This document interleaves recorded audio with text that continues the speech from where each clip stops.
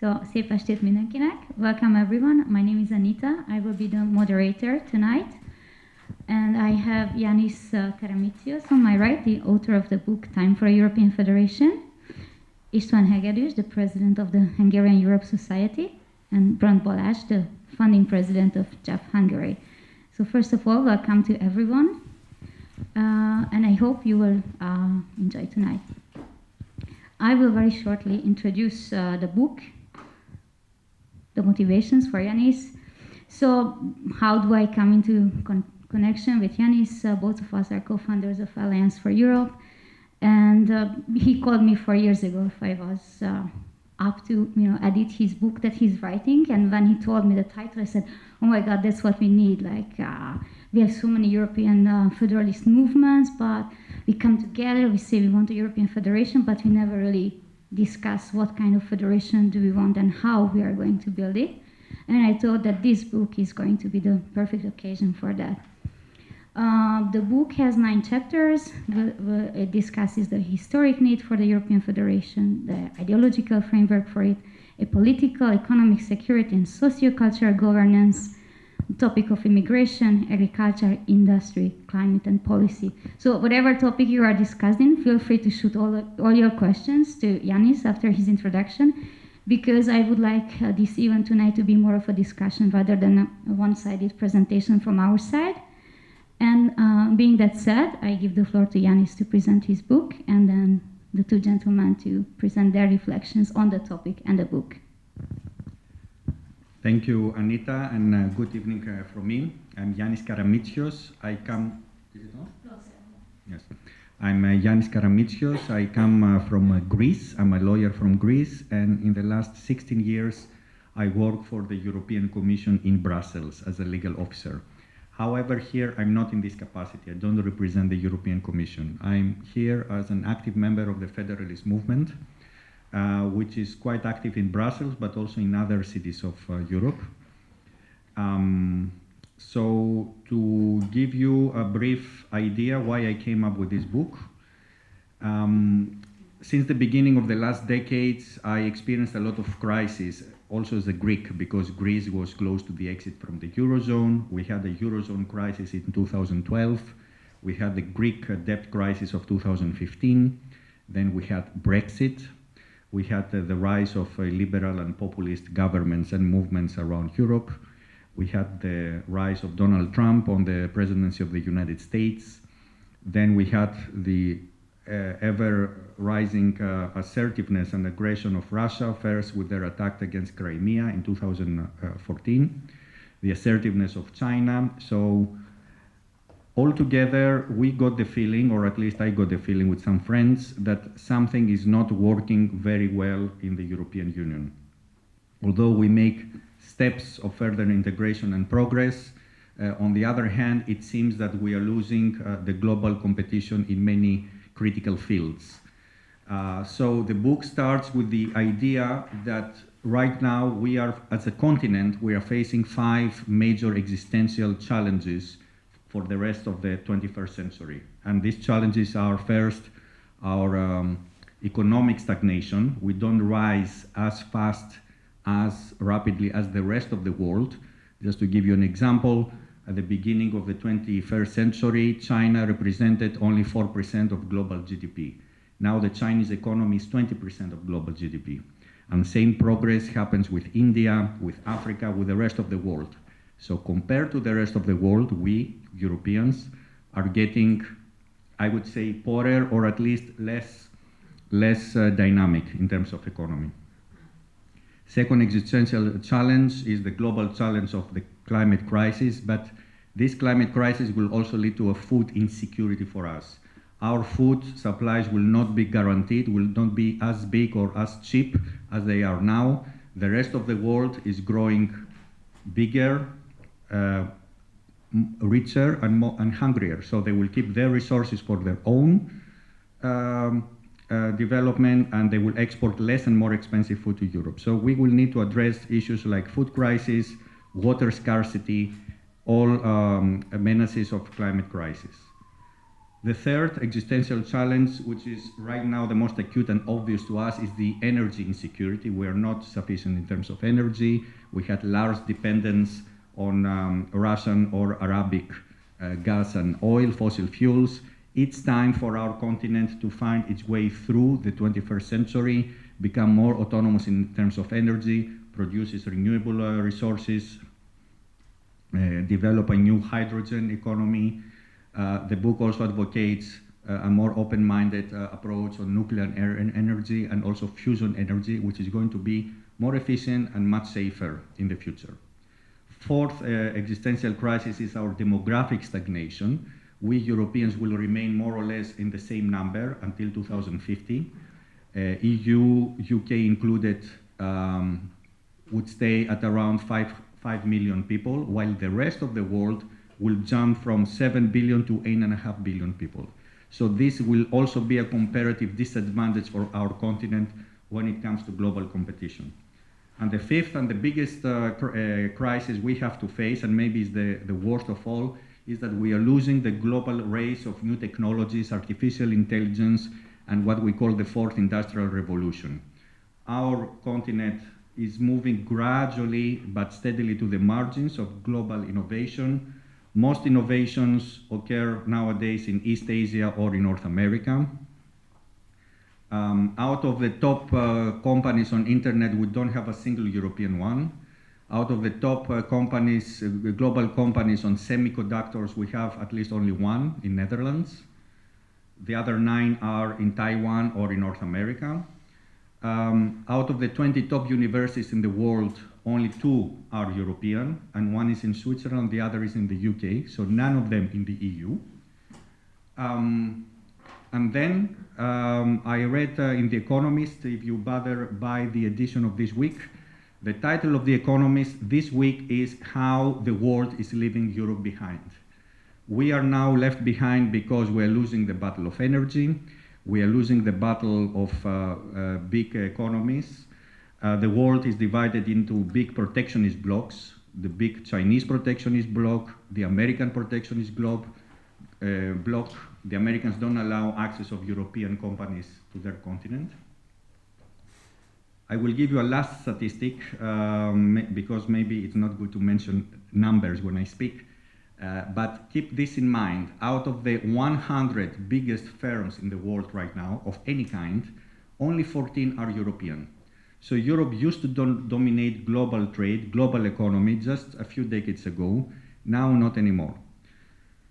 So having identified those crises, which are big picture crises, and if you combine them with what is actually happening now with the Russian aggression against Ukraine, with the assertiveness of China, with our energy dependence on America, because America is also exploiting us and we have to buy more expensive liquid LNG from the United States, it means that we need to put our acts together. So what the book proposes is that it's time for a European federation. It's time that the 27 individual sovereign member states, which are unified to a big extent, I mean, already 60% of our legislation, our national legislation is European legislation, but it's not enough. We are not a sovereign state, we don't have common foreign policy, we don't have a common defense policy, we still don't have an integrated digital market or an integrated regime on protection of intellectual rights. We are a geopolitical black hole. For instance, we are 10 times richer than Russia. We have population 3 times bigger than Russia, but in a hypothetical war between Russia and us and the rest of Europe, we will lose. Globally, there is no one, as Kissinger said, to call the European leader in case of global crisis in order to coordinate. We have a cacophony between Macron, Scholz, the UK government, other smaller European governments when it comes to global coordination on what to do about sanctions, what to do about trade negotiations, whether and how much should we spend on a common defense. So all these things, in my view, can only be solved if we make the next step, and the next step will be that we gather all together and the willing member states vote for a new constitution and create a sovereign European Federal Republic. In order to do so, in a previous event, István asked me whether this is realistic. I would say yes, it is realistic, if people wish so. Remember the history of Europe. We started as only 6 members of a European economic community only 60 years ago.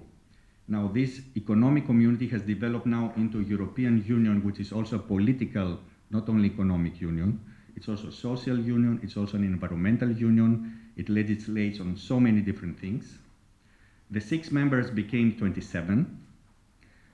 We eliminated passports. I mean, we have Schengen for you, it's quite obvious, but only a few decades ago, we had to show passports, even to issue visas in order to travel from one European state to another. Amazing things happen, like parts of the Soviet Union now have become parts of NATO and the European Union. We have the Eurozone. We have now 19 member states, and very soon Croatia will be the 20th, where we will all have a common currency. So if all those things happen so quickly within only a few decades, what is really left in order to move on with the next big step? What is really left is that the 2 big member states, France and Germany, create the core for the next step, which would be a federal republic. And then the rest, willing member states could follow through referenda. The book indicates that maybe 15 member states together would be enough to create this republic. The rest can remain in the periphery as a European Union, and the others can join within the framework of an internal market. The book further describes, and I will finish soon because I understand that the time is short and it's better to have a live discussion about these things. The book not only explains why this is necessary to happen, but also how this state should function. So as Anita mentioned before, there is a chapter on the agricultural policy that we should follow, a chapter on the economic policy, on social policies, on new technologies, on climate and environment, a chapter also very important on the new demographic policies and immigration policy that we should follow all together as a European Union. In all those areas, we still have diversions from one member state to the other. On all those areas, we have a kind of internal competition which is not really healthy. A true union of states, a true union of citizens will not be enough if it is only based on economy or maybe some environmental policies. There we need to establish a new uniform framework with regards to rule of law, human rights, treatment of immigrants, of foreign people, common standards in our social policy, in our health policy, education policy. Even in education, we can have some common minimum standards. My last remark as an introduction is that by federalism, and I understand that I speak to several members of JEF, of the Young Federalists, by federalism we don't mean centralization of authorities of all powers in a central big super government in Brussels. Federalism means the allocation of the right competencies at the right level. This would be a federation of 4 levels. It will be the European, the national, the regional, and the local. Every level should take responsibilities of what is really necessary there. For instance, we need a global European responsibility competence on the big issues that matter to all of us: international trade, defense, foreign affairs, coordination of some basic funds, as we already do now under the European Union. At national level, and this is the most important, nations will keep competence on what really matters with their identities. You're Hungarians, so you will remain Hungarians within that union, meaning Hungarian official language in your state, Hungarian education, culture, monuments, emblems, symbols, national football team, representation at the Eurovision Song Contest, whatever really makes you feel Hungarian or me feel Greek will remain, because this is the way to move forward all together, united in diversity. And of course, the region should have some more power, and local municipalities even more power. I already reported to my Greek colleagues and the other audience that I have on social media that I'm impressed by Budapest. And they said, oh, you should congratulate the government. And I answered, no, first I want to congratulate the mayor because it's really clean. It's really a city which is taken care. I would like to see the same things in my city, Thessaloniki, back in Greece, and I will report to them about it. So to me, it's also a clear indication that federalism can work if we respect the right level of governance. And the book proposes the way forward, I think. Thank you, Yannis. I noted a lot of questions that can spark discussion afterwards, but before we start discussing, I give the word to István, please. Thank you. It works, yeah. Yannis started with the current situation in a manner which emphasized the current crisis in different fields on different level. Can you hear me well? It's a little bit strange what I hear from the mic. Okay, but I then realized that you followed with a sort of different rhetoric, mentioning also the successes of the European integration. Originally, we used to start with the success story and trying to explain, especially to younger people, how wonderful the European Union is, and then everybody goes home because it sounds like propaganda. And when I was young, I remember when elderly people spoke about the hardships during the Second World War, and they were shelling and bombing, and now you young people live in a wonderful world, and then we left the room. So I like that you concentrated on the problems. But regarding whatever issues we face today at European level or in the member states, there are different answers. And I think we all agree here in this panel that regarding the current issues and crises and multiple challenges, the way forward should be a more federalist approach. How fast we can do it, that's another question. In the book, I had no time to read your book yet, but I read the preface by Jean-Claude Juncker, who is also a sort of federalist, and he said maybe it should take more time compared to your suggestion. So that's an internal debate among federalists. But there are others who would argue that this is a wrong approach, and what we need very strong nation states, or we don't know what they really want. There are Eurosceptics, populists, illiberals who probably have something else in their mind. We don't know exactly what they want, but we know what they criticize, and probably they have in mind a very different European Union, if it might be called European Union at all at the end, in case at European and national levels such political forces would get one day to power in such a number that they can change the track of history.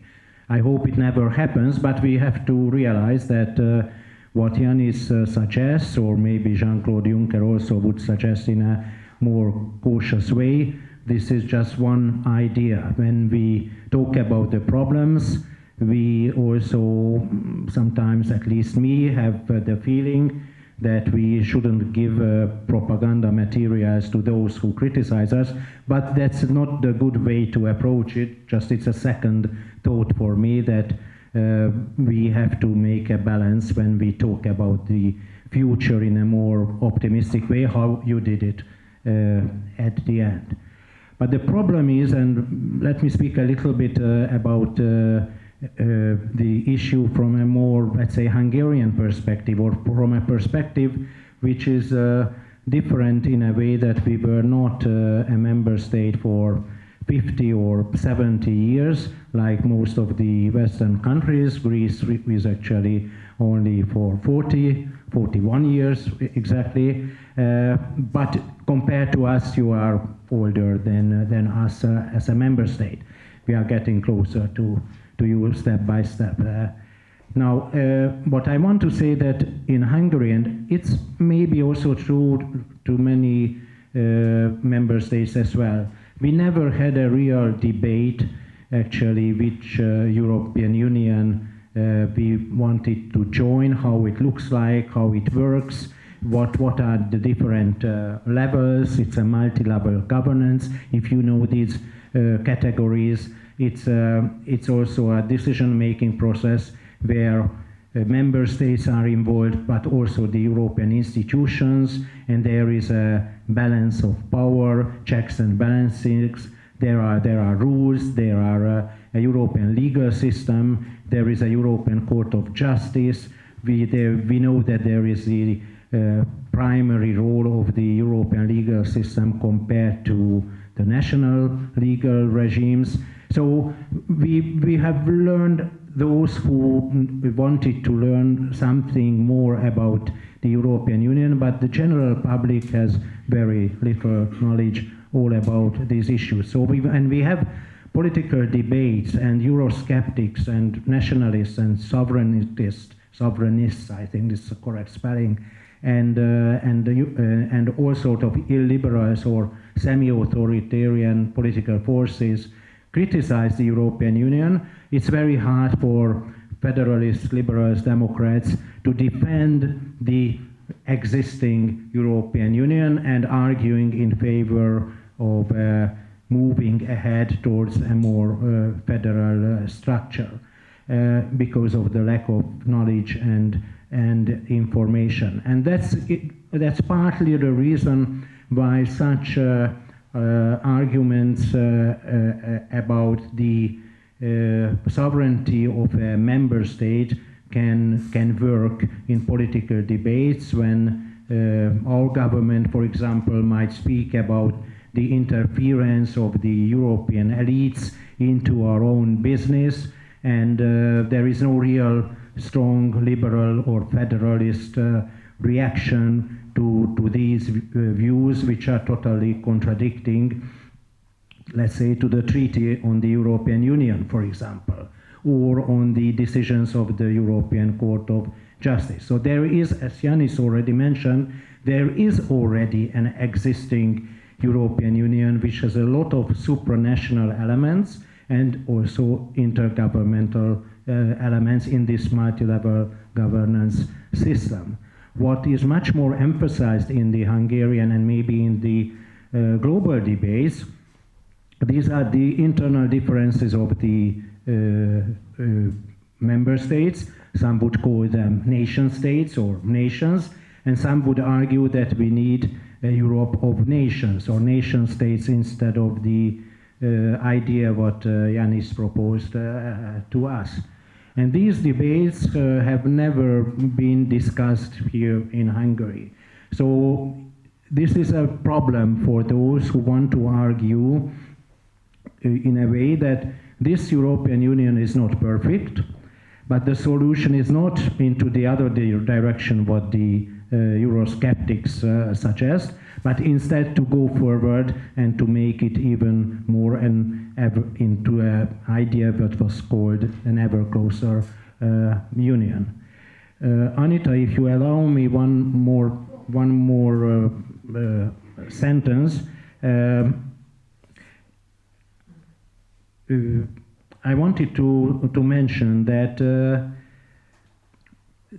from regarding our debates today, what you are talking about, except for this audience which might know more about the current debates on the future of Europe, and some of you know more about the conference on the future of Europe than me.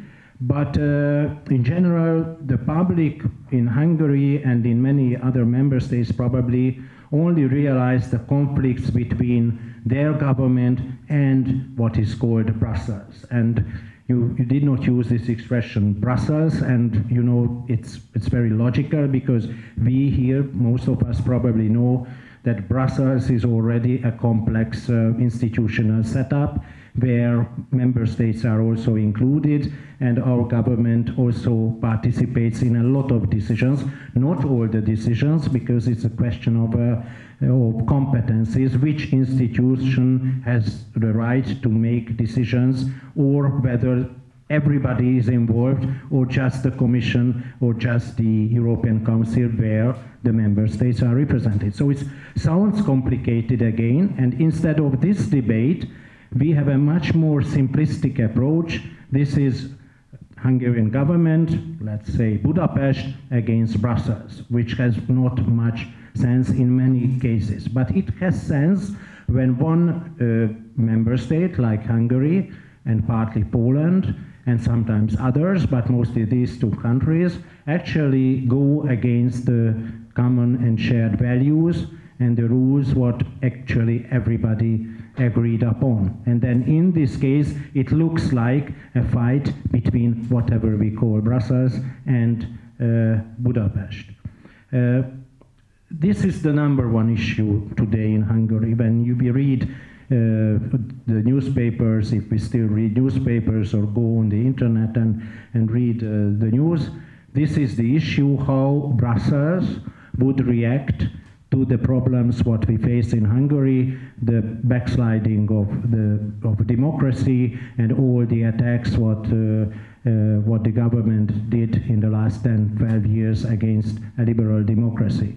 So that's the issue. And when we have a sort of hysteric political climate, there is no real place, unfortunately, for sophisticated debates about the future of Europe. When you live in a public space, or you are part of a public space where the only game in the town is this fighting between our government and Brussels, and there is no real other vision or narrative, or the opposition and even the civil society, the liberal-minded participants in the civil society lives cannot bring in these federalist, Western, traditional, pro-European arguments, then we have a distorted agenda. And for us, I think, and for the younger generation, the question is how to bring your problems, which are the real problems for the future, when we do not look only on ourselves in Hungary, what Europe will look like, what role the European Union will play in a global political situation, in the global political arena. You mentioned China, Russia, and so on. These are the real issues, sooner or later, and also for us. But when we only face this debate between our government and the European institutions, there is no real room for the more important debate what you mentioned.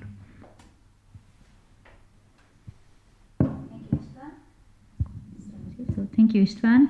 And then before we start our discussion, we have our last intervention from Balázs. Thank you. Yes, I think time for a European Federation has been properly summarized by the previous two speakers. On the one hand, time, what kind of geopolitical environment are we living in? Obviously, everyone's mind in the past 10 months has been about one issue, and obviously it is the war by Russia and Ukraine. And as federalists, we all stand against this, and I think it's also very important to say. But also, István touched upon the debate about federation. I think what distinguishes Eurosceptics and federalists is that we both see issues with the European Union, but on the one hand, we would like to change them and make it better, but Eurosceptic would like to leave it behind. I think leaving it behind should never be the solution. What used to be, when the European integration started, coal and steel, I think this decade is more about green and digital. Yannis also said that we are lacking in these fields, and there are other fields as well. The European Union is lacking behind, and I think this is what we should be focusing on. So, time for a European Federation, but how? In my speech, I would like to be focusing on this. On the one hand, what kind of environment are we living in, and what should we be focusing on in order to promote the idea of a federation? I think our generation now faces a situation where there is either a future for their kids and for their grandkids, or we just completely messed up the tasks and the solutions that we had to face. If there's not enough focus, if there's not enough talk and decision on climate, and if there is not enough movement towards a more powerful digital Europe, then we are lacking behind. But also, I think what's also very important for us to do is to create a stronger European identity. European identity that goes beyond the debate of Euroscepticism or federalism. An identity that unites us all should be above question of Eurosceptic or federal debate. I think everyone in this room has a European identity, whether if it's through culture, football, or anything that you would like to mention. I think we all share a certain sense of belonging to Europe. I think this should be strengthened. And in a European Federation, I picture this through the strengthening of education on the one hand, and the strengthening of those opportunities that the youth only to certain aspects are sharing. Erasmus, for example, is a great possibility for those young people who have never experienced Europe or the European Union beyond their cities, beyond their towns. So how do we go about this? The European Union has launched the Conference on the Future of Europe, which is, in my opinion, a great initiative, and it leads towards a debate that will move us either closer or further from the European Federation. What we need is dialogue. What we need is debating. If we say that most of us need a European Federation, then it should also come back in the European legislation.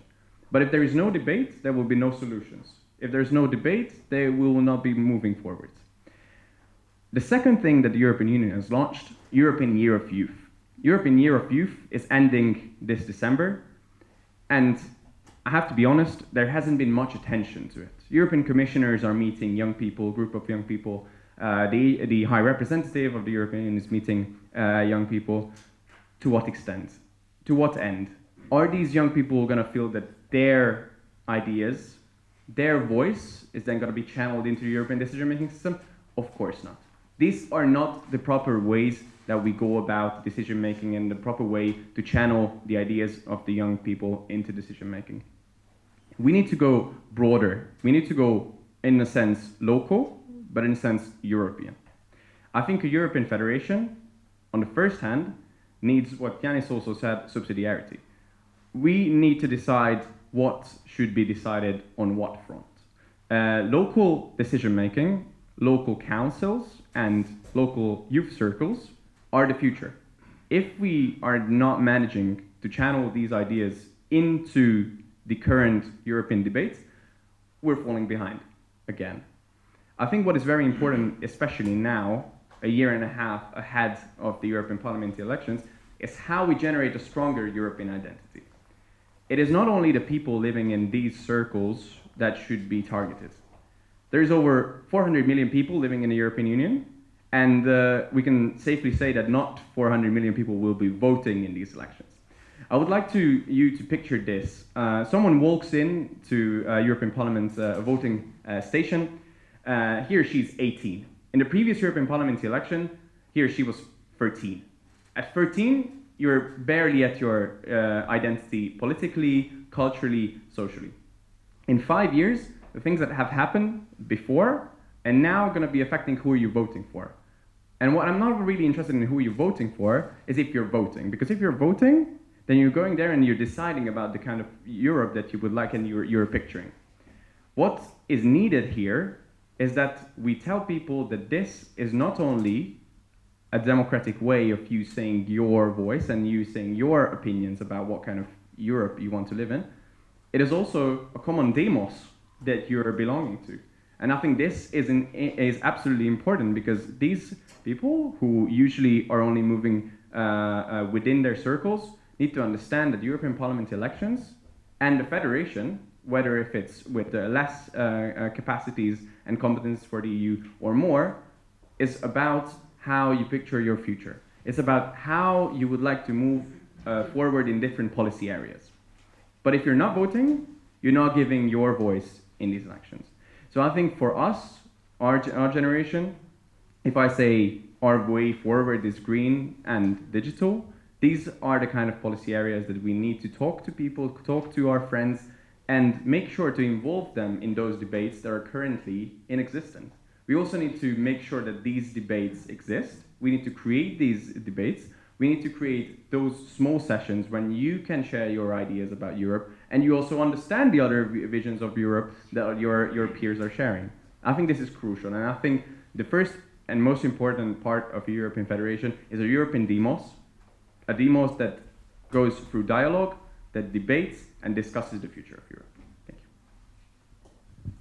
Thank you, Balázs. You exactly phrased the thoughts I put on paper to spark the discussion. So I said, yeah, we can talk about European Federation, but who will create the federation? I mean, politicians, elected politicians, but what they will represent, what people want, right? If the people don't demand the European federations, politicians won't stand for it. So exactly, we need to create that European demos and the political will, or the will that people will create together. Cool.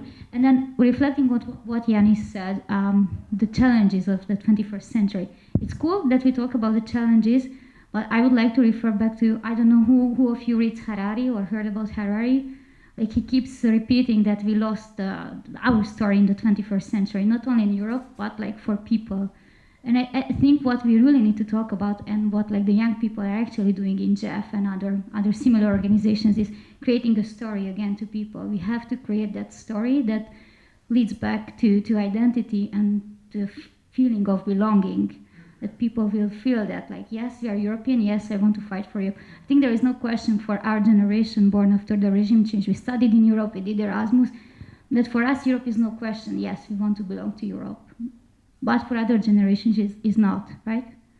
And like how us, especially young people, will create that story and that feeling of belonging. This is my first question to all of you. I'm especially happy to have like two generations here, the experience, and that's how I categorize them. Like, here is the experience, and here we are the positive ideology and the enthusiasm with a lot of will and passion to make it happen. So let's confront maybe the idea with the experience. And of course, like anyone from here, and then we have the mic to go around.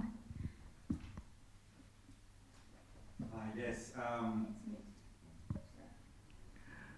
Yes, to answer very briefly, when it comes to the story, this book is my contribution to the story that I would like being developed in Europe. So it has, at least I try to introduce a natural flow of thinking, starting with where we are now, what is the problem, and why we need and why and how we need to address those problems in the future, and what should our priorities be. And answering to Balázs and also to István, there is a chapter also about how to shape a European identity. And again, the issue of European identity should follow the structure of federalism. European identity should not compete with the national identities or the regional or local identities that we have, should complement them. There should be no conflict between them. As I said before, we can still be Budapestians, Hungarians, Pannonians, whatever. At the same time, we can be Europeans, and there are some limitations. The biggest limitation is language. In Europe, we have 20, in the European Union, right now we have 23 different official languages, and we have another 60 non-official languages which are spoken all over Europe. This is a big barrier.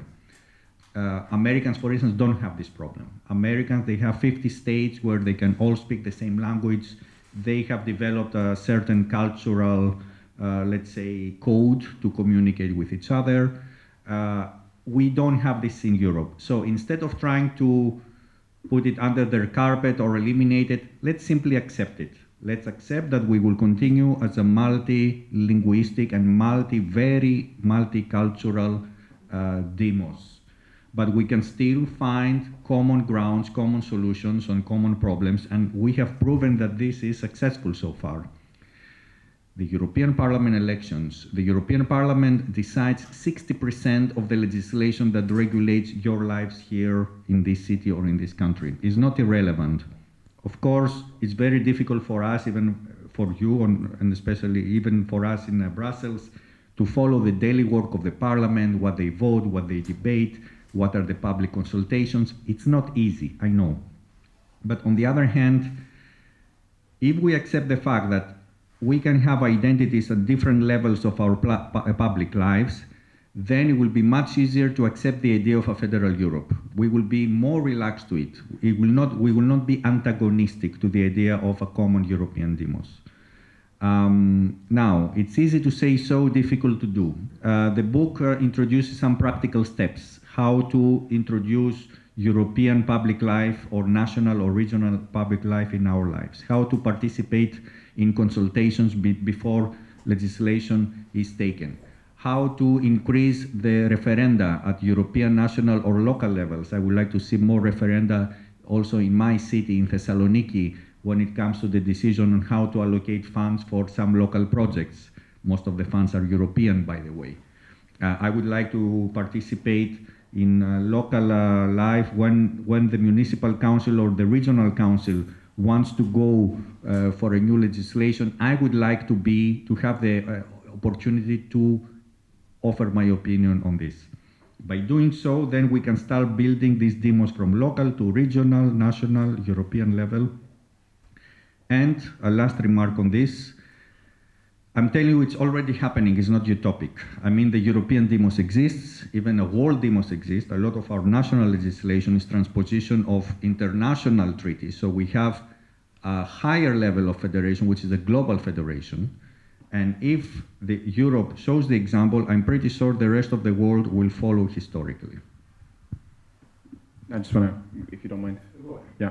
So Whoever would like to answer. Yeah. So I think what really connects people beyond their local communities, beyond their regional or national communities, is something of a European belonging that is now top-down.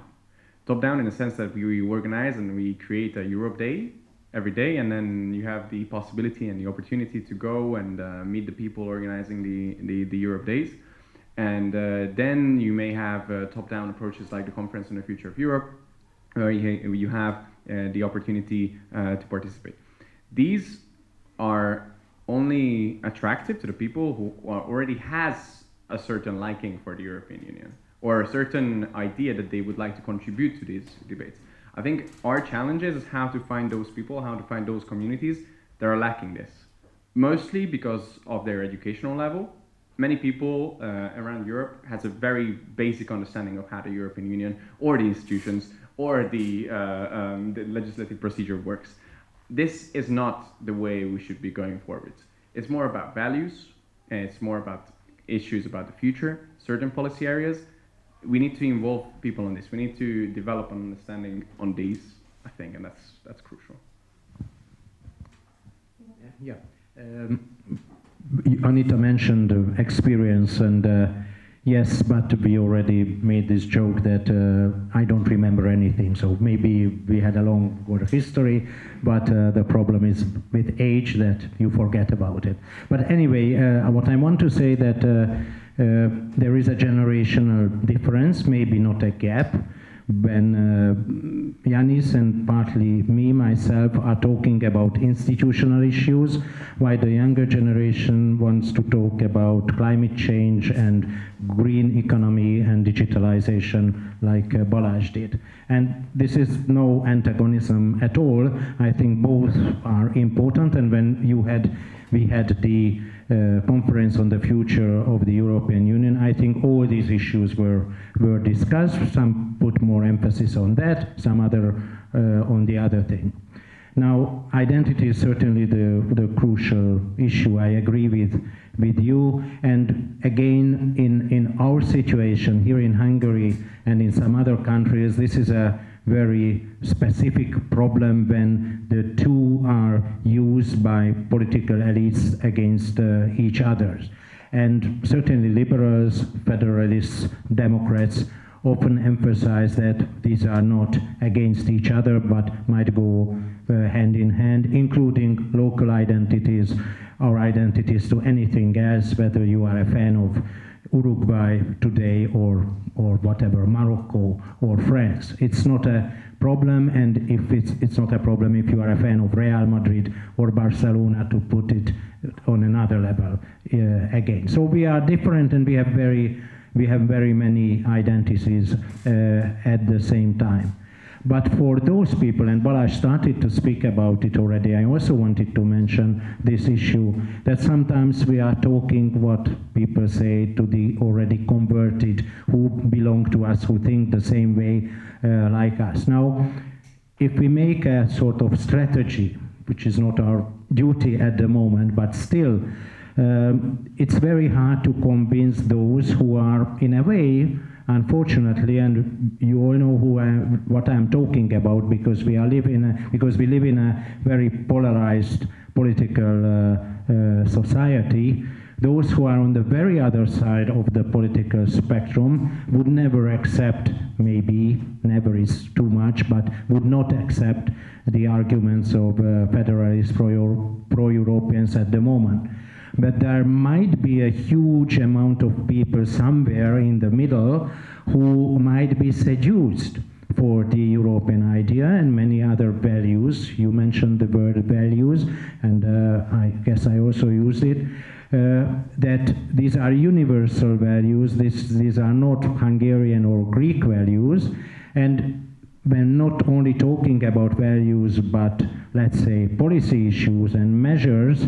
Yannis mentions that the European Parliament makes a lot of regulations and directives and so on. They are involved in this process, which matter. But unfortunately, what people mostly know about, these are the domestic political debates. And here, in the most important fields, very often, these are the national governments which might still make decisions. However, it's changing, and I think that's very important when we try to bring in more people, that this is not only a Hungarian problem anymore. Let's speak about the salaries of the teachers. But whole Europe is involved into the issue how much salary a Hungarian teacher will receive.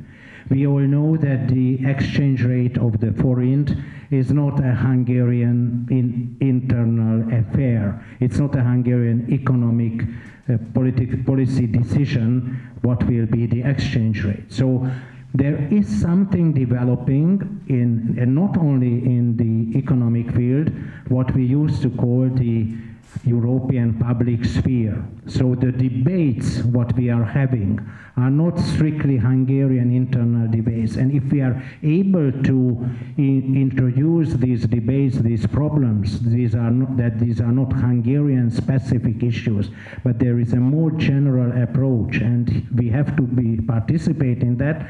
That might be one strategic way to bring in more people into a more sophisticated debate, which is not only about government and opposition, Brussels, George Soros on the one side, and whoever is the government is on the other side. So my last remark, that I think for many of us who traveled a lot, it's already a given thing that maybe I can talk with Yannis better than with some Hungarians who are supposed to have the same identity like me.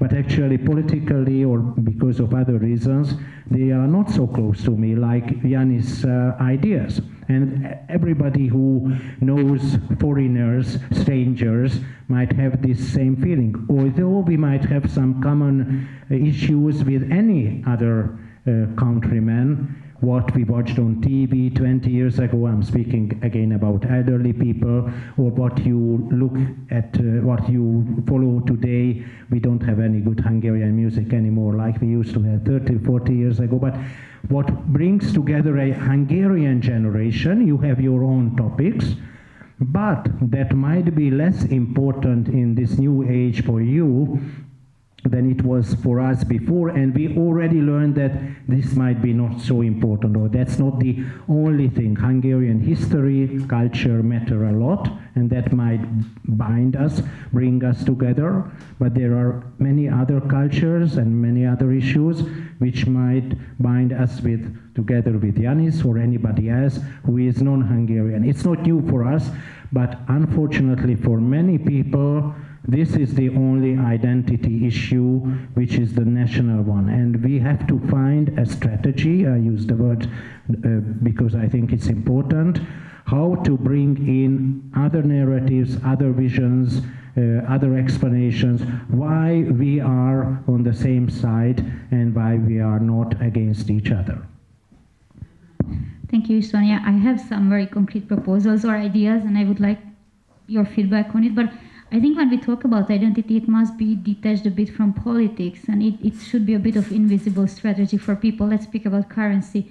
You know, the countries that have the EU, I mean, the younger people who were born after the introduction of the EU, they cannot even imagine what the word was before like the euro. Sorry, I wanted to say euro. Yeah, and then I think that sort of unifies already at least Western Europe. Like the younger people who used to pay with euro for their entire life, they have no idea about anything else. Or the European flag, you know, we should have it in every institution, everywhere, and like learn about it in school. Like, let's go back to education. Like, we should teach about the EU. I remember when I was in high school, history ended at the revolution in '56 in the last year of my high school, and we completely missed any European history or the creation of the European Union. And I think that could easily be implemented.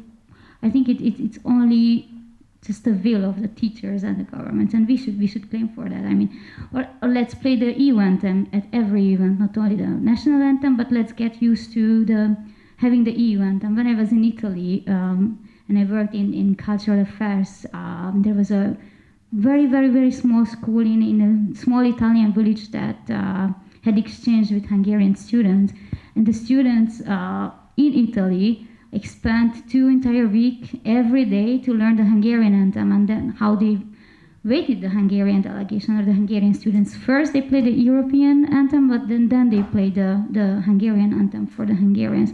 So very small things that will impact children or citizens in very small parts of Europe, and I think is more important than any, you know, like European or like high-level discussions. So we really have to bring this to the local level in the form of symbols, if we want to call like these things symbols, but I don't know. So yeah.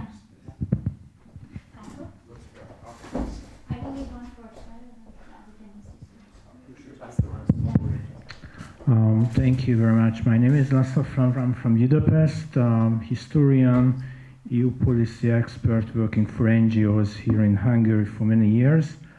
It's a very complex issue why we are here. I'm very happy about the topic, and I'm not so happy about to see not so many young people here. And this is also, well, come on, it could be 1,000 or 2,000 more, because the issue is very important. Why not so many people are here? This is a very interesting point.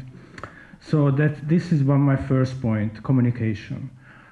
You are fully right. You mentioned the lack of knowledge, information about deep political debate on federalism and stronger Europe involving young people. Yeah, this is the problem, but communication is much more important to have in a better way, especially in Hungary. I don't want to go into the details. Everybody knows that it should be much more political engagement against the present government to set through all the European supportive ideas, even the European federal state and so on.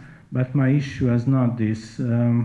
My issue is that the next generation going to be the political leaders in the future. They are going to shape European Union. My generation, I'm not so young anymore.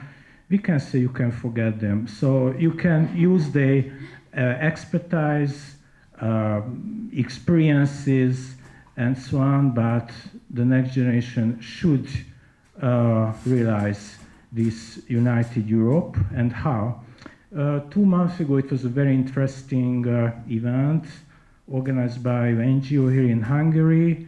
And one of the key speakers said, actually, if you would like to really want to bring your country closer to Europe, then you need simply a European-friendly new government. So it means you simply have to change your government and bring this new government closer to the Europe if the present governments are not eager to do so. I think it's quite interesting. So in the future, representatives, young people, the future political leader of Europe should engage more in politics. This is my personal view. Maybe I'm fully wrong. This is just a debate here. So it's better to start these political activists here in every sense, either bad or good. So this is my one recommendation. And the second one is this communication part. In Greece, there were lots of regional policy good examples in the past to help people in need, food poverty like this. This was a Interreg or another EU-related program in Thessaloniki, and lots of old people and people with disadvantages got food from the European Union, and also migrants and old people. So this could be a very good way to communicate Europe in a way, in an everyday life sense. Then you can really see the problems, and this is the EU which is going to help you for every generation. So this communication part should be much more go ahead with very good European Union programs or projects to communicate. And the last remark is the war in Ukraine. I think this is a crucial moment for Europe now. And as in the Second World War, end of the Second World War, you know, if there were some horrible wars like this, then it was a European response to this. They set up the European integration. And now I don't know how this war going to end in Ukraine, but the present situation, the energy crisis and any other things which also affect young people every day. So if the EU going to manage this situation in a good way, okay, so this is a philosophical debate which can take thousands of days, it can also bring a push to the European united dreams and so on. So this is a crucial moment, and I think that we should really do something here also in this sense. So thank you very much.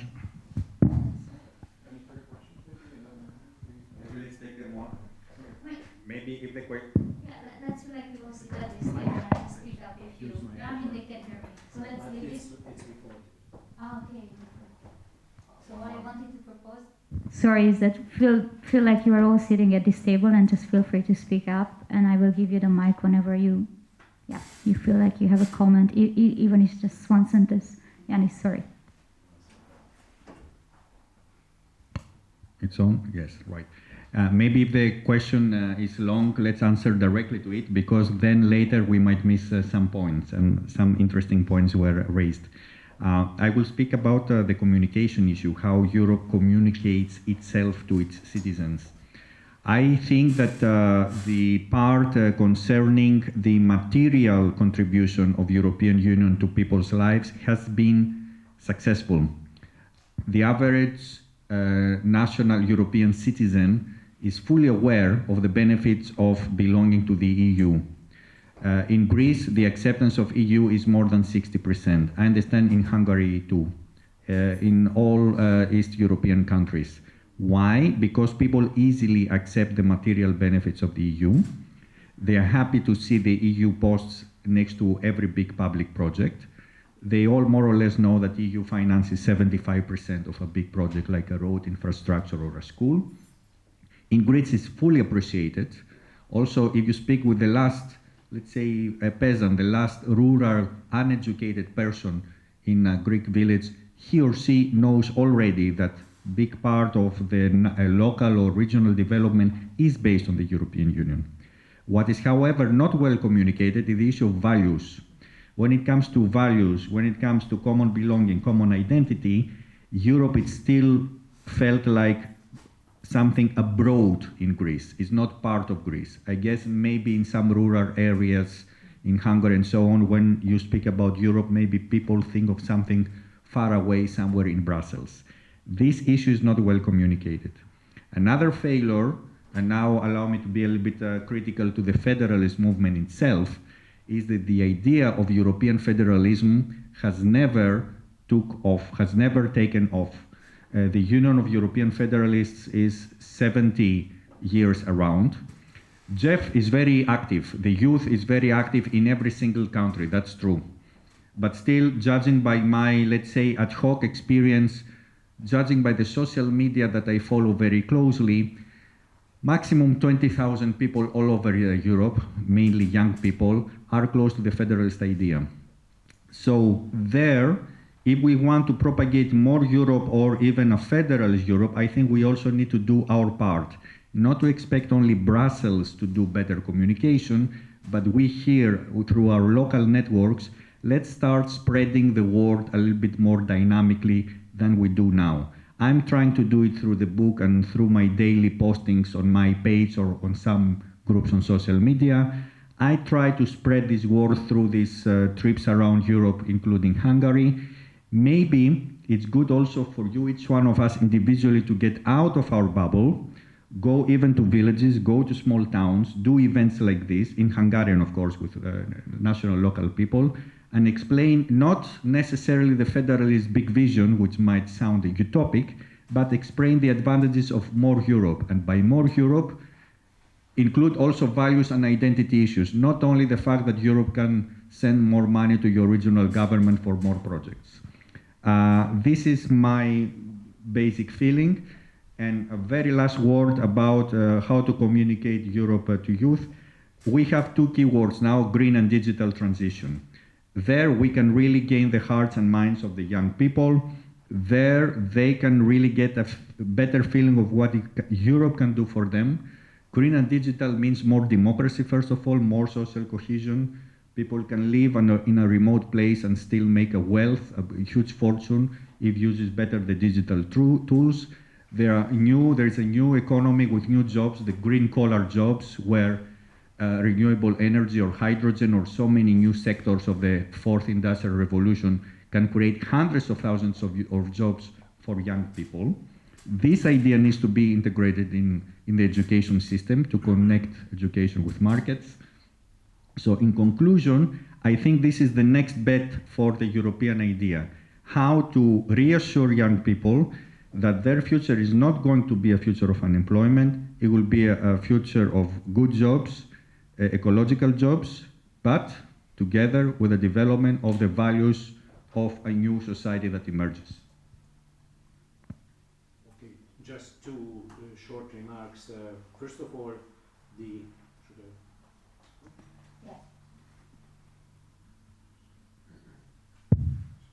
Thanks. So two short remarks. First of all, yes, the European Union, or I would say the Western liberal democratic community, that includes the United States, the transatlantic cooperation or relations, they are stronger than ever before at the moment, just as the consequence of the aggression of Putin against Ukraine.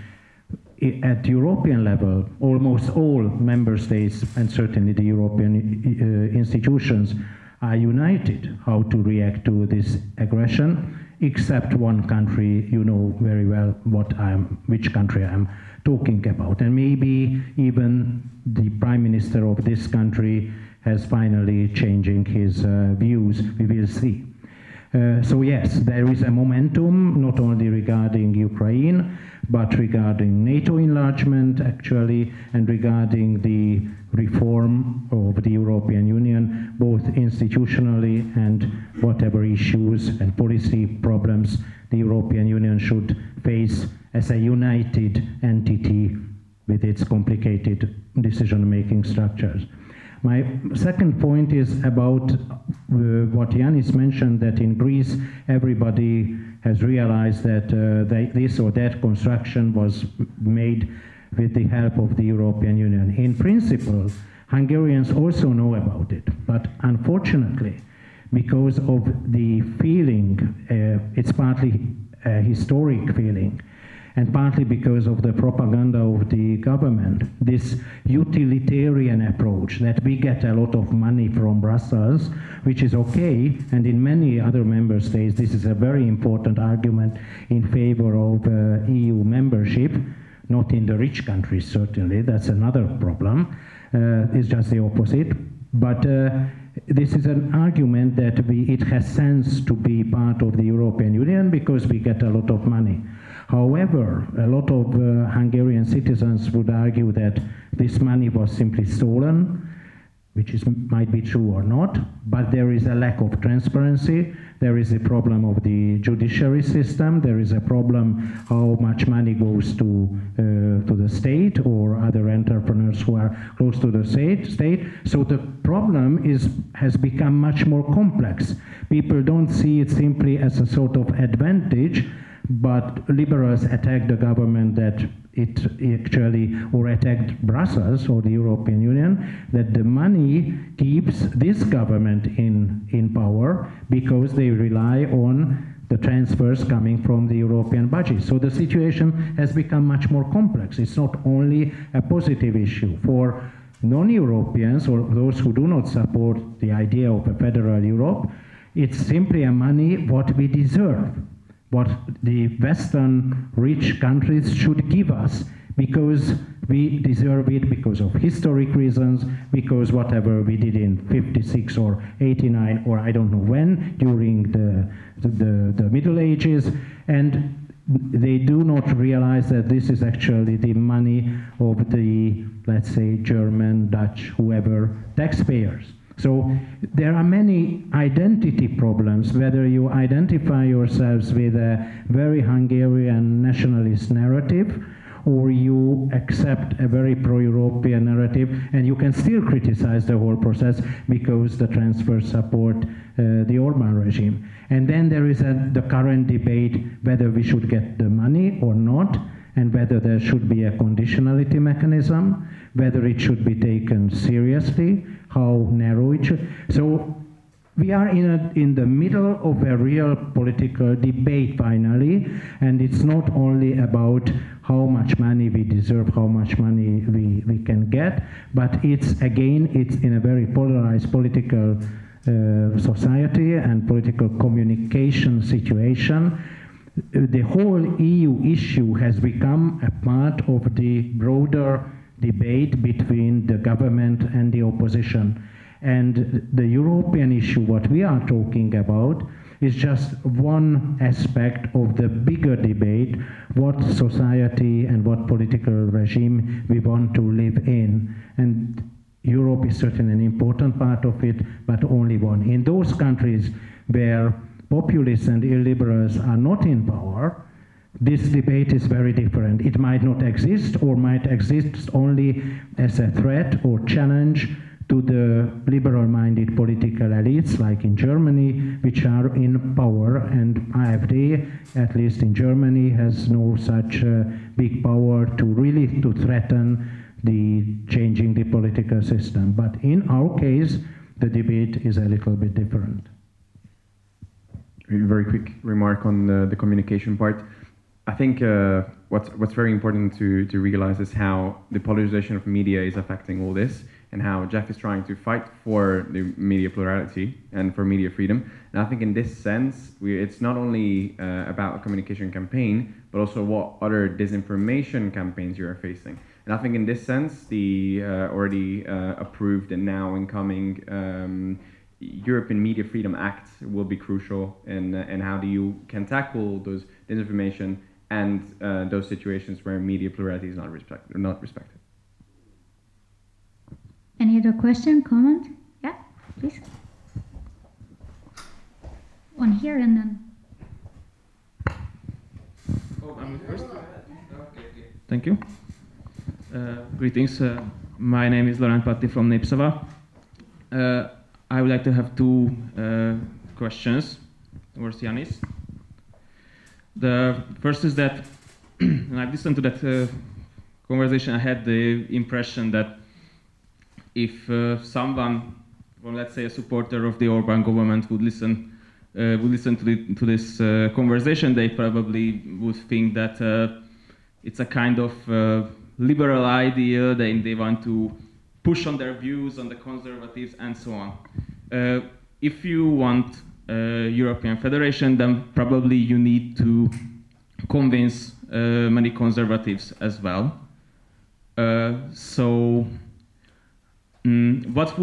How would you define, for example, what should be, for example, these common European values? Let's say if someone opposes same-sex marriage, if someone opposes liberal abortion law, and so on, what would you say, for example, these people, who are, let's say, very conservative people, how would you convince them to support European Federation?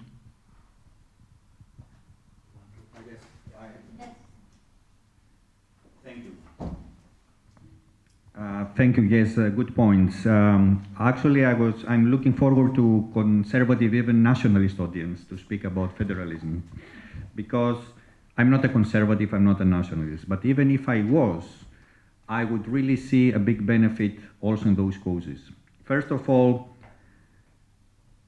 a united Europe can handle much better concerns of also conservative people, not necessarily far right. I'm talking about ordinary conservative people who, by the way, are the plurality in the European, represented by the plurality of European Parliament right now anyway. A united Europe can address much better the issue of immigration, for instance. We will have more organized immigration policy, meaning invited immigrants from all over the world, better controlled. We will tackle much better illegal immigration. We will have better ways to cooperate with the third countries in order to avoid the influx of illegal immigrations of real or pseudo refugees and so on. These things cannot be done right now under the current framework. Right now, this chaotic situation that prevails with regards to immigration is also because our policies are very fragmented. So it would be a conservative argument to go for a federal Europe in this respect.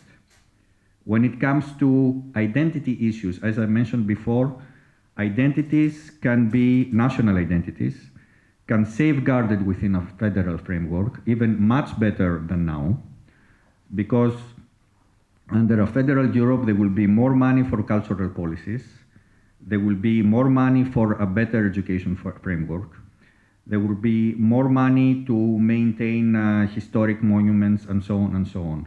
A lot of national history, a lot of national culture is eroded by the fact that national budgets cannot really address those issues. And already now the EU is advancing them.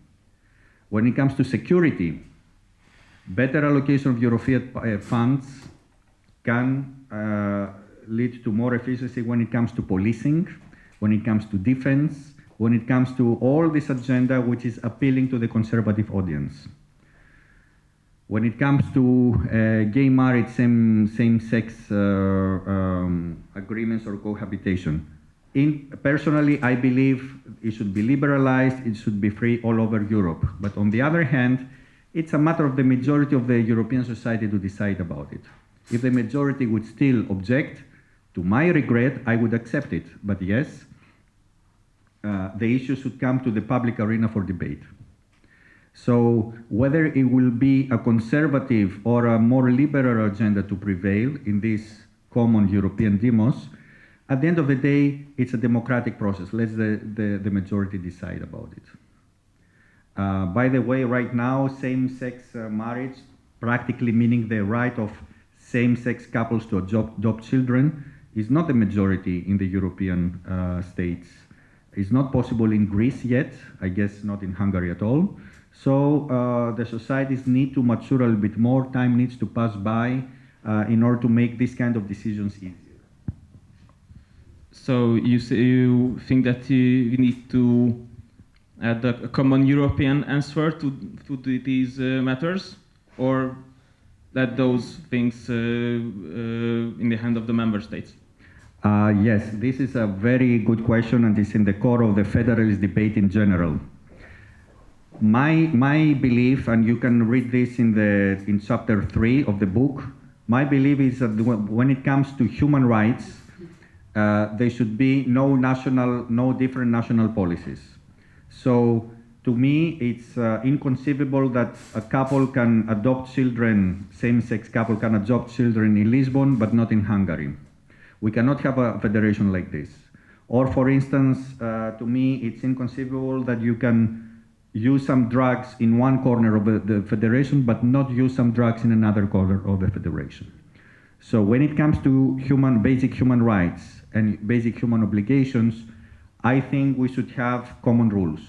Of course, and I think I even had this debate with Peter at some point on social media, there is the American approach, and I think I invite Peter to argue about this if he agrees, that it should be up to the states, as it is in the United States, to determine a certain different level of human rights protection.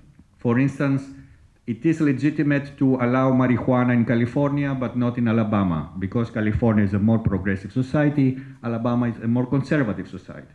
So I can also accept this argument as value. Also in Europe, you might argue that it would be legitimate that some progressive issues should be reflected in the legislation of, let's say, Sweden, but not in the legislation of the more conservative Bulgaria or Greece. I could respect this argument, but I don't support it. Thank you. And I just would like to have one more question. I think in Europe, in some way, it can be more difficult to make this common European identity than in the United States, because here in Europe, the nations have many, let's say, historical conflicts. For example, in Hungary as well, there's still historical national conflicts existing. As you probably know, many Hungarian people, Hungarian minorities living in the countries abroad, and that, for example, in Slovakia, Beneš decrees are still existing, which is a highly discriminative law towards the Hungarian and German people. So, what kind of answer a European federation can give to these matters, these national conflicts, national problems? The answer would be, as I mentioned before, common human rights and common standards on basic freedoms. For instance, yes, I will use the example of languages that you presented right now.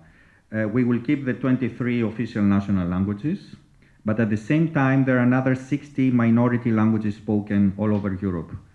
Languages of immigrants or languages of indigenous people. In a region of Slovakia, Hungarian language should be encouraged as long as it's represented by a sufficient number of inhabitants. That means that this language should be taught at school as an option, could be used in natural media, of course should not be prevented, and if some funds are available, some funds should also be used to promote that language in that region. But after a while, we should follow the development of the society. Is there really a need for some languages to be maintained, to be preserved? Are they really spoken? Are they really functional in the daily way of life? So this is something which is not static. This should be re-examined after every 10 or 20 or so years. But personally speaking, if we create a federation which is not only a federation of states, but also a federation of regions, these things could be much easier addressed at the regional level, and I think some human rights or, let's say, social rights issues could be also addressed at that level, within a federal context. Thank you. Okay, so thank you very much for the question. I wanted to say that we are here for like 1 hour and a half. We still have the room booked, so we can stay here like 1 more hour if you feel like to continue discussion, so it's all up to you. We have a question there. Well, thank you. My name is Robert, and I would like to have a question to all of you. My question is, do you see the European Federation as a step towards a way towards a global government and a global state? Because I think answering this question would highlight how you deeply think of human rights and freedoms, and what you think of tribalism and how tribalism manifests today versus how it would manifest in a federal Europe. Thank you.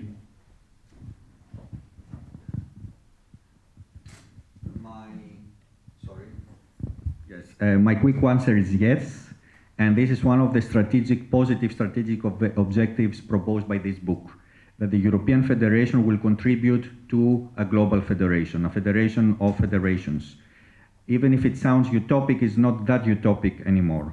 Just to remind you that the United Nations is already a kind of international, a step towards international federalism. It doesn't work well. We have, for instance, right now a Security Council which is completely dysfunctional. We have 5 permanent members, and then Russia and China can block everything. They have a veto power there.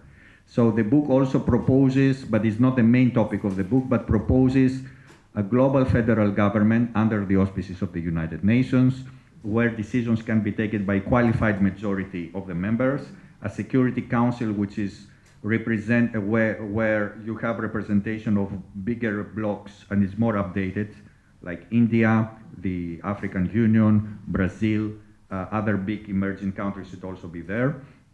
And also to remind that everybody that we are not the only ones getting a federal structure in the world.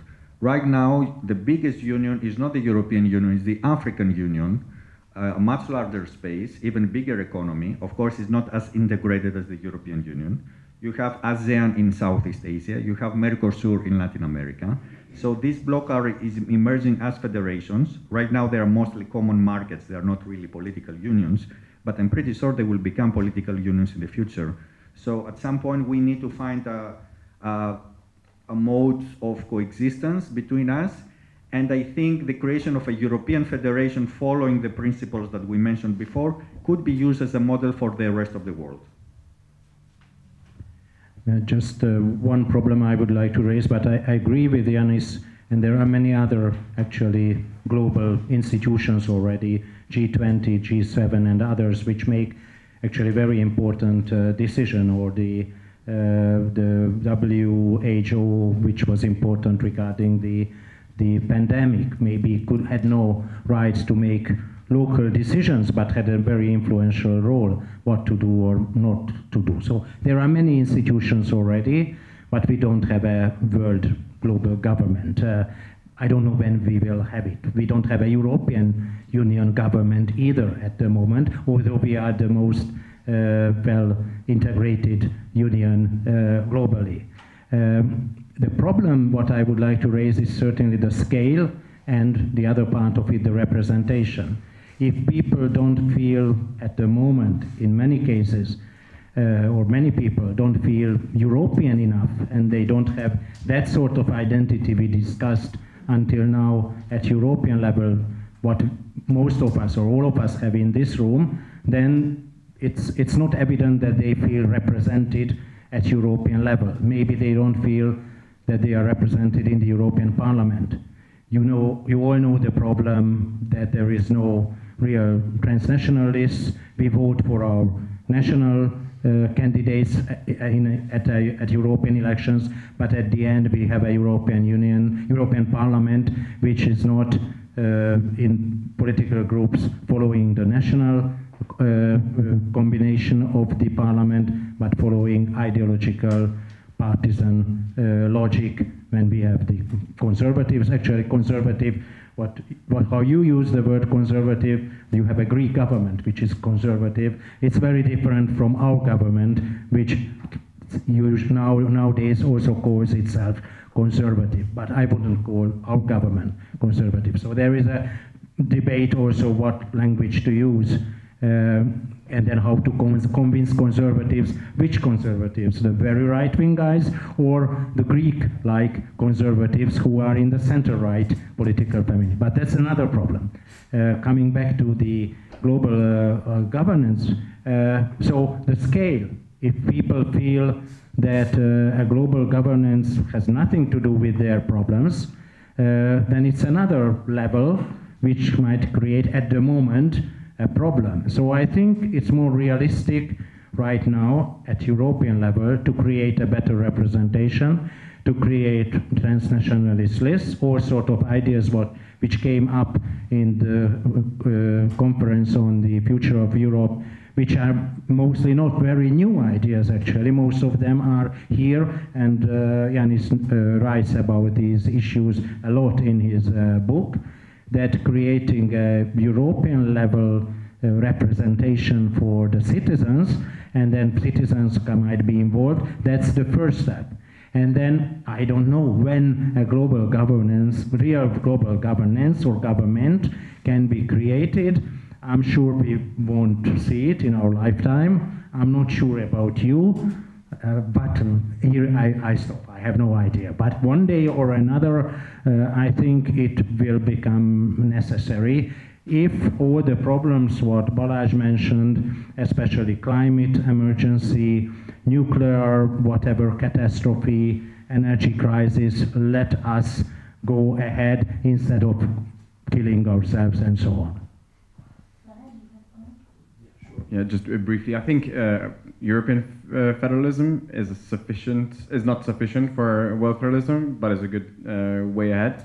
And also, what I'm concerned about is what kind of level of integration we will be able to achieve with everyone joining. I'm a bit concerned about the UN's inactivity, and I'm also concerned that in the current form, I think Eurocentrism would very much influence this world federalism. Thank you. Yeah, Dietmar Fischer. I'm from Germany, currently living here in Budapest. And I have one short issue, because a state or a federal institution, we already have a lot of things belonging usually to a state. There's a hymn, there's for the Eurozone a currency, for the Schengen, there's already no borders, which is usually inside a state, there's a parliament and so on. But don't you think there might be a way for more significant institutions, like, for example, a prime minister or a president? We have a high commissioner for the commission, we have a president of the parliament, but just only if run in the next election is going that at the end there would be prime minister, as everybody knows. Don't you think this would give a lot of thrive? I have a very brief answer for that. Yes, when I said symbolism, these are symbols that people can connect to the idea of Europe, so I completely agree with you. So maybe one day, if we have a transnational list, they would have a Spitzencandidate as well, and they would run for the head of EP, like European Prime Minister, if you want to call it so. Or we would elect someone that Kissinger mentioned, the world can call if there is a need to cooperate on foreign affairs, so on and so forth. So I just wanted to... Do you work for this idea?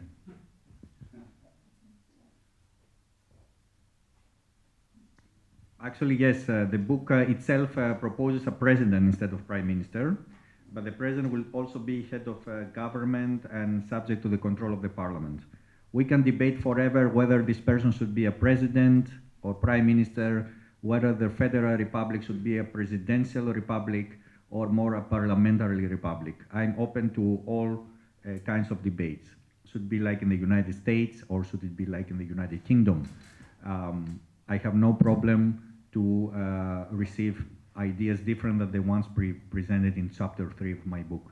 But in a nutshell, the chapter 3 proposes that there will be a government elected, there will be a parliament elected every 4 years. The parliament will give its confidence to the government. The electoral system will be simple representative majority, meaning we will never have one-party government. We will always have to have coalition governments. And the head of the government will be a president with 2 vice presidents who will control the development of the policy. You can call the president prime minister. I have no problem. We can debate about it. But definitely, yes, we need we need a European government if we want to move ahead with a sovereign federal state. Otherwise, it will not be a sovereign state. It will be the European Union that we know today, which is not a sovereign state. Yes, it's an old issue as well, and one guy who wanted to have a direct election of the president of the European Union was, for example, Joschka Fischer, almost 20 years ago, or maybe 20 years ago. So this is also an old idea. I find the problem in how to get there. We need certainly the change of the treaties. We need probably local referenda, or I mean local, in this case, national referenda. And we know how problematic it might become when all the EU member states have to vote in favor of a new constitution. It did not work 15 years ago when the French citizens voted against it. And if we have 27 different referenda, it's just mathematically, it comes out that probably in one or two or maybe more member states, I don't know why, because of very different reason, maybe local reason, partisan reasons, people might vote against any constitutional change. So it's very risky. But the idea, which is in your book as well, is wonderful, certainly, to have politicians who represent us or can be kicked out by the European citizens. That's how democracy works. So again, representation and real political mechanisms are needed to create a European Union which is not something in the air for most of the citizens, but they have a real feeling that they can influence what's going on at European level. How to get there? And because there are so many Eurosceptics and other stakeholders who hate this idea, what we probably most of us like, it might be very challenging how to get there.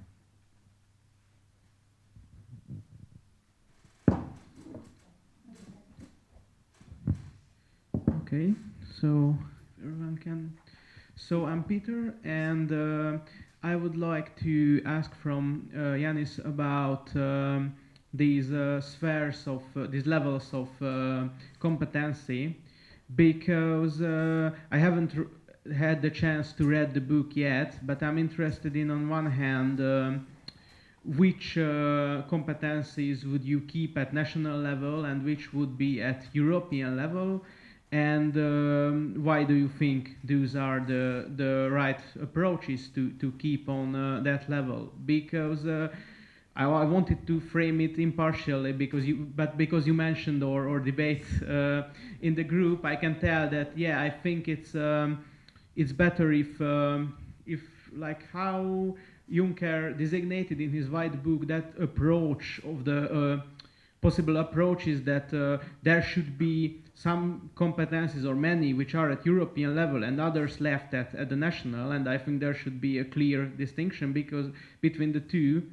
And what I argued, I think for you too, what I think is can be problematic in an approach when there are too many competencies taken to the European level, is that when, for example, if gay rights in general decided in EU level, it's okay if you have such majority, but what if the less tolerant people have the majority and they use this competency to make gay rights go away? And there are many other issues which I think can make it hard to have these competencies all competencies at European level. So my question would be, for example, would you leave education, economics, tax policy, and so on? Which level would you leave them? And what are the arguments to have distinctive levels at their distinctive places? Thank you. The book, of course, does not contain an exhaustive list of competencies per level. On the other hand, some topics like education can be at both levels. For instance, education can have a national component. It should be the Hungarian Ministry of Education in charge of what children will be taught in the school when it comes to Hungarian language, Hungarian history, Hungarian culture, and so on. But perhaps also in education we have a European curriculum on mathematics. It's not a national issue, or physics, in order to ensure that all children in the EU have the same minimum standard knowledge of mathematics and physics. To me, it's not necessarily a subsidiarity issue. Another example could be taxation. Of course, there we will follow the principle of fiscal federalism. There will be European federal taxes, then taxes to be paid at national level and regional level. In Belgium, where I live, Belgium is a small federation itself. We pay some taxes for the state of Belgium, but my property tax goes to the region of Belgium. Why? Because it needs to be paid back to me in the form of good parks, good gardens around my residence. So, in the case of health, we can have big European programs, as we had just 2 years ago, by ordering altogether vaccines against COVID. But of course, we can also have national and regional competence about how to run the local hospitals. This should not be a competence of Brussels. So I think in all cases, we could follow some common sense. What is big should be at the big level, what is small at the smaller level. Of course, this will be decided by the constitution of the new republic. It will be decided by the parliament and the majorities of every time. Final comment, don't think that the issues of the cultural issues like gay rights is only a problem at European level. Could also be a problem in Hungarian level. Why in Hungary should the people of Budapest have necessarily the same views as the people in a rural area of Hungary, on the Carpats? People on the Carpats might have different views than the people in Budapest, for sure, if you had local referenda about this particular issue. Why should then this be a national issue? Open question, I don't have a clear answer myself. I cannot answer this question perfectly either, but let me remind ourselves that we live in a liberal democracy, which means that it's not the majority which decides about everything, at least theoretically. In Hungary, there is a problem with that. But in a liberal democracy, there are other institutions like the Constitutional Court. In the United States, the Supreme Court. It was the Supreme Court which decided to stop segregation in the 50s. And it was the European, it was also at the constitutional liberal democracy where you don't have death penalty. You cannot ask in Hungary or in Belgium the people whether you want to introduce death penalty. It's against the constitution. So there are some issues, and we might discuss it whether it's good or not, and populists and nationalists might raise this issue that this is not correct, but at least the consensus regarding the mainstream political forces that this is not an issue to be decided by the citizens. It might change one day. And like in the United States, where actually very conservative right-wing courts have changed the rules. So it's not a total safe space to give it to the courts either from, let's say, from human rights perspective or gay rights perspective. But this is again a broader issue, and not only the outcome of the elections should decide on these fundamental issues which are about human rights. Yeah, and sorry, and the follow-up question on the tax issue. So I don't know if you mentioned it as an example how to do the European, or just as an example from the Belgian system. But if you, for example, you would have a European taxation, how would you regulate it? Because, for example, if you leave national taxation as a national competence, but introduce new taxes like, for example, not maybe in Hungary, but for example in Sweden, that would mean a significant tax increase for them. So then there should be also some ceiling for national taxes. So how would you increase the balance between these tax types? Again, it depends on the competencies. For instance, if we need to finance a big European army, and there the federation would have a monopoly of an exclusive competence, this should be financed through federal taxes. All Europeans will contribute in any way by any means to this common tax that would be whatever, 2%, 3% of income and so on. Then when it comes to national competencies, like developing a national health system or a national education system, I think it's a matter of local societies to decide whether they should spend more or less on this. If the Swedes feel that their schools deserve higher funding by the public, the Swedes should have the right to tax their citizens in order to make sure that the schools are of higher level. If Greeks or Hungarians believe that the schools should not be at that higher level of spending because they have some other priorities, let them decide to have less taxation for their schools, and instead their taxation should go to another area of national competence. At some point, we have to accept that not all societies have exactly the same priorities, and this should be reflected at the level in which they tax their citizens. This is reality, and this is the reality also of fiscal federalism. Okay, so just to make it a bit more funny, I guess all accountants should be pro-European because it means more new work for them, new challenges. If this happens. And I see that like the gentleman has a question here. Mindenkinek szép napot. Én magyarul fogok kérdezni, ez nem probléma, és megkérem Anitát, hogy fordítson. Nekem igazából az első kérdésem azt inkább ugorjuk ki, mert hogy szerintem az, amit akartam kérdezni, arra már választ kaptam, hogy részben, vagy legalábbis úgy érzékeltem, hogy mi van. Másik kérdésem az, hogy ha itt egy európai federációt akarunk létrehozni, vagy legalábbis ennek lenne itt az ideje, akkor az hogy ugorjuk meg azt a kérdéskört, hogy bizonyos fajt, ugye már azt azért érzékeltem, hogy politikamentesen, vagy közéleti tevékenységmentesen ezt nem lehet megcsinálni.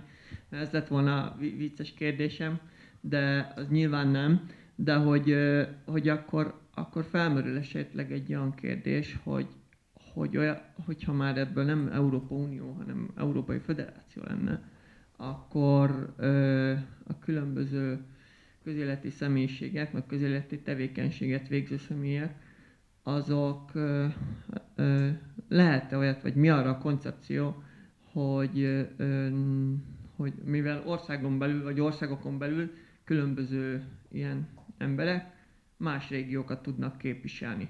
És akkor mi van akkor, hogyha valaki ezen a föderációra hivatkozva külsős országban, más országban szeretné képviseltetni magát, és akkor erre ez maradna ugyanabból a felállásból, hogy a magyarok a magyarokat képviselik, vagy más kívülről tud-e bejönni az országba, mint de hát ez egy föderáció, akkor én nekem jogom van ahhoz, hogy most én egy magyar régiót, vagy egy magyar hívjákot képviseljek, németként, franciaként, spanyolként, vagy mi. Mert hogyha ezt megugorjuk Magyarországon belül, akkor ezt megugorhatjuk európai szinten is. Hát eddig ugyebár a határok, meg a országok szuverenitása megengedte, hogy ezt nem lehet megugorni. De most akkor ilyenkor meg lehet-e, vagy sem? Magyarul is, vagy angolul is, nekem mindegy, hogy... Magyarul is akkor egyszerűbb. Ugye alapvetően ez már egy lehetőség, tehát hogy jelenleg az európai parlamenti választásoknak a keretén belül egy bizonyos pártlistára másik országból is bekerülhet valaki. És ezt nyilván most az dönti el, hogy a jelenleg Magyarországon induló pártok közül neked van-e olyan, akivel te mondjuk szimpatizálsz, és mondjuk annál neked mindegy, hogy egy magyar képvisel, vagy mondjuk egy szlovák, vagy mondjuk egy olyan határon túli román. És alapvetően ez már jelenleg is létezik, én nem látom akadályát, hogy ez egy felsőbb szinten Európai Föderációban miért ne létezne. Köszönöm a kérdésre a választ. Mondjad, parancsolj!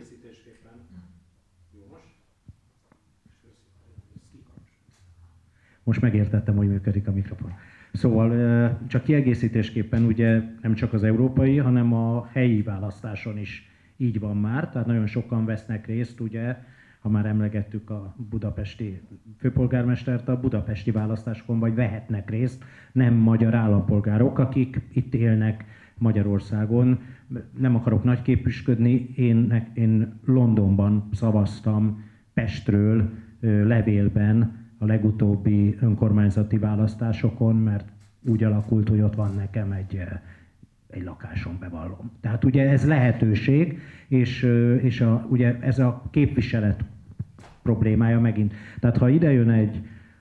Lehet, hogy félreértettem a kérdésemet. Nem az a kérdés, hogy szavazóként indul, hanem képviselőként hogyan indul. Hogyne. Tehát ugye adott esetben, és akkor nyilván ezt lehetővé kell tenni, hogy egy német állampolgár elinduljon, ugye, de amennyiben a jövőre gondolunk, és itt egy olyan Európa lesz, ahol emberek jönnek, mennek, ilyen állampolgárságuk lesz, olyan állampolgárságuk lesz, akkor pláne, tehát nem elzárkózunk egymástól, csak magyarok vagyunk, csak németek, csak pestiek, csak vidékiek, akkor itt még nagyobb lesz a mozgás, és ez talán kevésbé lesz probléma. Nekem van egy véleményem ez, tehát hogy én szerintem mindenki ott élhessen a demokratikus jogával, ahol dolgozik és adót fizet. Tehát, hogyha valaki x ideje él egy országban, akkor inkább az ottani politikából szóljon bele, mint mondjuk avval megszületett. Ezt lakhelyhez kötnéd? Én szerintem gazdas, tehát hogy ahol él és adót fizet. Kötnéd valami? Kötnéd egyáltalán adófizetéshez? Legalábbis én így látom, de erről lehet vitatkozni nagyon sokat. Tehát Brüsszelben volt erről azt hiszem egy kampány, hogy elfelejtettem a nevét. Az volt a lényeg, hogy Brüsszelnek vannak olyan területei, hogy 60% hogy az expert, és nekik nem volt voting, nem volt szavazati joguk, és ők szerettek volna, mert nagyon sokan már 10-20 éve ott élnek. Voting right. Ja, csak valaki másnak ehhez hozzá, Peti, nem tudom, te bólogattál, hogy nem szerettél volna.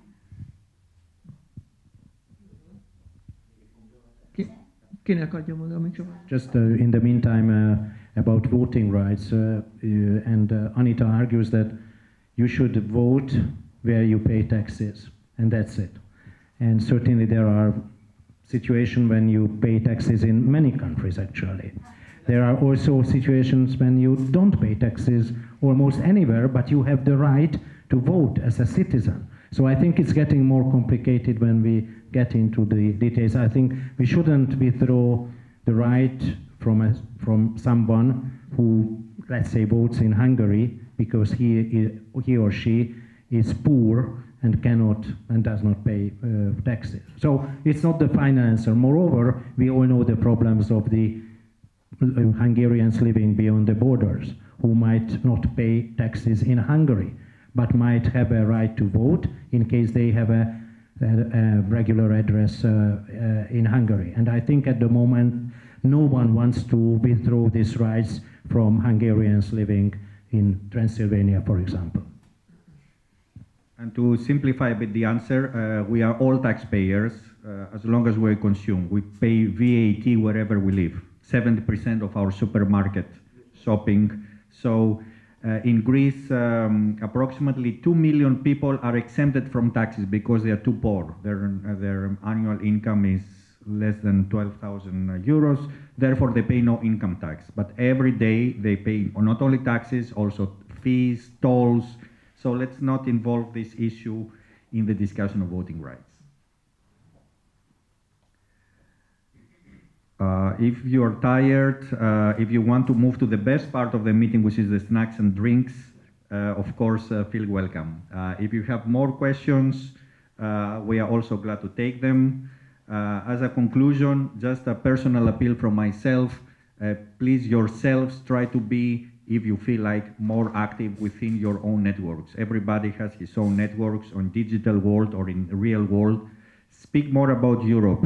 Maybe federalism might be an extreme or maximalistic proposal for some people, but I think we all bear some responsibility here. I mean, Volt is a pan-European movement.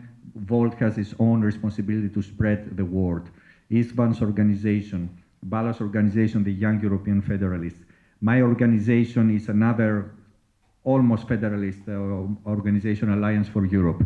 Even my local association in Thessaloniki that deals only with local issues, also there, I feel the responsibility to speak to people not only about Thessaloniki, but also about what our common European values can do about the city. We can use best examples.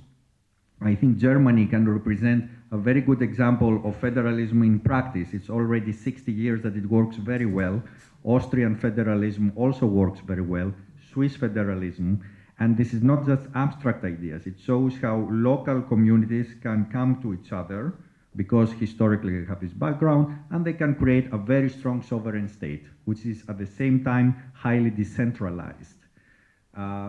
Yes, and as a very last remark from my side, some copies of the book are also available outside on the table. They are offered in the very friendly price of 5,000 florins. It's almost 10 plus something euros. It's half the market price. Otherwise, you can also order it online. Thank you very much for coming here. It's a big pleasure for all of us. It's very refreshing, also for me to get out of my Brussels bubble. Maybe Balázs also knows the feeling. And yes, I would be happy to come back to Hungary, and not only to Budapest, also to other towns. Many thanks.